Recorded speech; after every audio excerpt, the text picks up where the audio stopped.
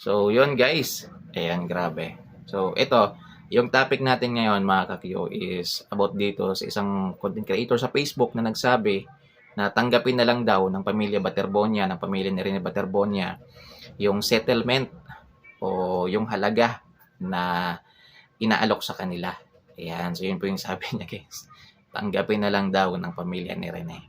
So siguro kung sa kanya yun nangyari guys, yan, hindi niya na pag-iisipan, tatanggapin niya na. Ayan, kaso nga lang boss, ibahin niyo po itong pamilya ni Rene Baterbonia. Kasi sinabi naman ni Ma'am Robilin na hindi nila hangad yung milyon-milyon. Yan ang importante, mabigyan ng hustisya yung kanyang anak. Di ba? So, yun. So, paninindigan ho talaga yun ni Ma'am Robilin. Kasi guys, isipin niyo kung gusto niya makipag-settle, dapat matagal na.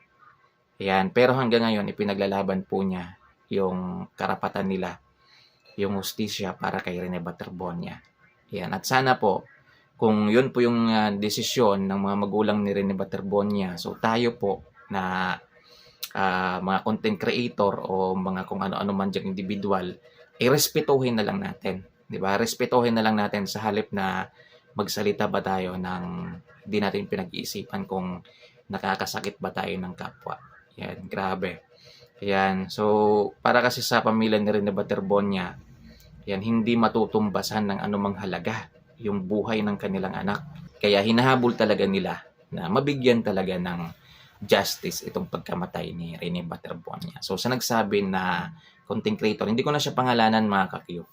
Ayan, so basta yun po yung sinabi niya, tanggapin na lang daw ng pamilya ni Rene yung settlement, yung inaalok. Ayan, syempre guys, ayan, malaki rin siguro yung inaalok sa kanila mga kakyo. Kaso nga lang wala tayong magagawa dyan boss. Ayan, gusto ng pamilya ni Rene, yung hustisya ho talaga. Ayan, yung justice makuha nila dito po sa pagkamatay ni Rene Baterbonia. At wag ka pong mag-alala boss dahil marami pong tumutulong ngayon sa pamilya ni Rene Baterbonia at ngayon meron pa silang mga negosyo yan, na pwede nilang pagkukunan ng pang-araw-araw. Yan, kasi pag tinanggap kasi nila guys yung settlement, yan, parang wala na. Yan, lahat ng ipinaglalaban nung umpisa ay wala na. 'Di ba? Lahat ng mga taong tumutulong ngayon na makamit yung hustisya ay mawawala na, 'di ba? Kasi guys, ang dami pong mga tao ngayon na tumutulong talaga, yan, para po makamit yung hustisya sa pagkamatay ni Rene Baterbonia, mga kakyo. So, yun lang, guys. Yan, ako hindi rin ako sang-ayon sa sinabi niya. Yan, ang gusto ko pa rin na ituloy talaga ng pamilya Baterbonia yung pagsigaw yan, o paghingi ng hustisya para po dito sa pagkamatay ni Rene Baterbonia. So, yun lang guys. Ayan, so mag-ingat po tayong lahat, mga kakyo. Ayan, so tayo, may kanya-kanya tayong opinion about sa mga ganitong bagay. So ako, yan po yung opinion ko, hindi po ako sang-ayon sa nagsabi na yon.